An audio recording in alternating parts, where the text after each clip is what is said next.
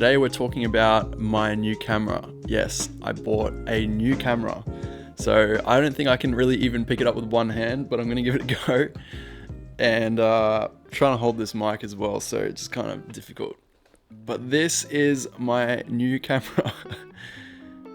It's massive. So this is the Mamiya RZ67, and anyone who's shot film is probably familiar with this camera. It's one of the most amazing studio cameras, and it shoots medium format film. So it's a 6x7 negative. I'm not going to try and hold it up and show you guys, but I'll cut to some B-roll of the camera and you guys will see that it is in really good condition, which I'm super stoked for, and probably the reason why I've waited so long to actually pull the trigger on this camera. The lens that I bought with it is the 110mm f2.8, and in addition to having the waist level viewfinder, I've also got a prism finder as well. I shot my first roll of film through this camera last weekend.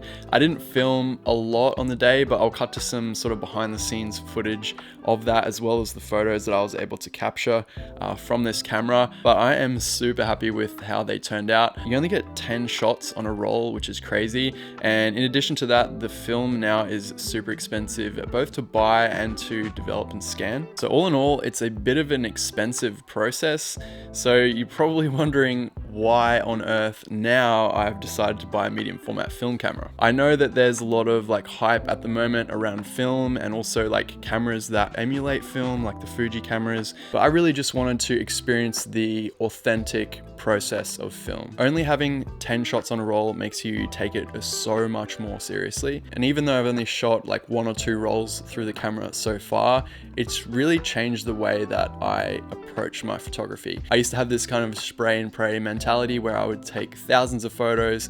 I'm still kind of training myself out of that, but film has definitely made me consider, or it's kind of forced me to shoot in a different way, which is more considered and a little bit more careful.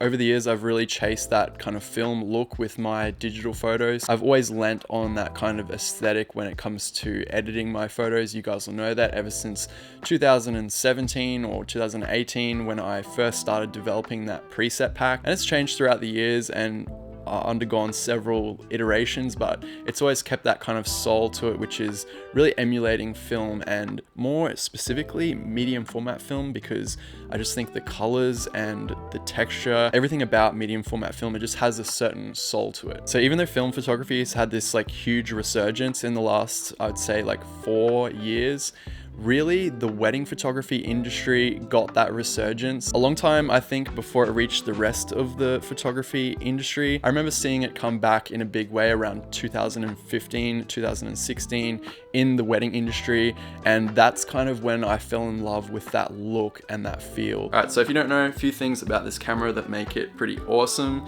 is, first of all, I mentioned this already, but the 6.7 negative, you have a lot of resolution, a lot of dynamic range, and it's super beautiful to look at. I'll show you guys a couple of photos on screen right now. Second of all, this camera has a rotating back. So if you switch this little dial here, and then you can turn, I don't know if you can see that, but you can turn the entire negative and film cartridge around to shoot in portrait. So when you're shooting, you don't have to go like this.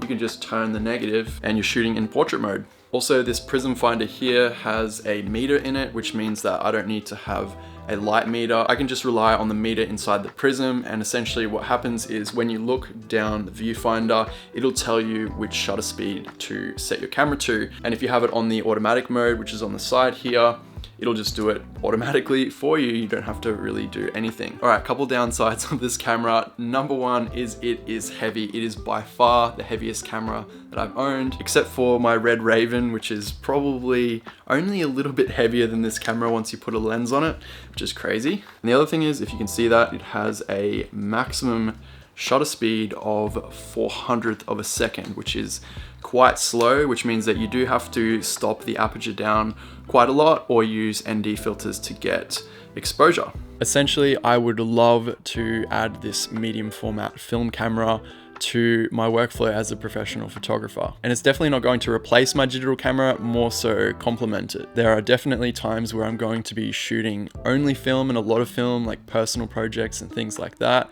and times when I'm going to be relying on my digital camera. And that's just gonna make photography more interesting and more fun for me, I think. So I'm really looking forward to it. I'm also looking forward to getting some other different lenses for this camera. I might mess around with some fisheye, some wide angle, also some telephoto. So it should be a lot of fun. A couple of extra things before I jet off. First of all, channel just hit 100,000 subscribers last night, which I am super stoked about.